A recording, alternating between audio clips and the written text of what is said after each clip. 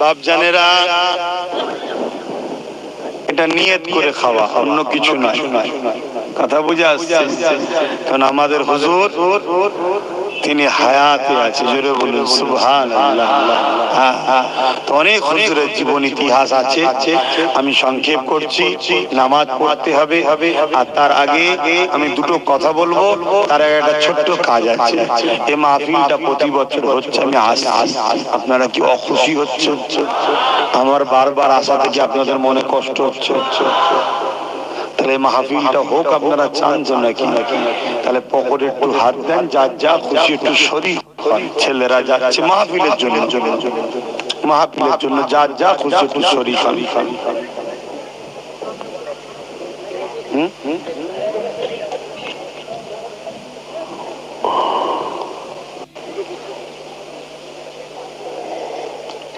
সকলে বিসমিল্লাহ শরীফের সঙ্গে 11 বার দরুদ শরীফ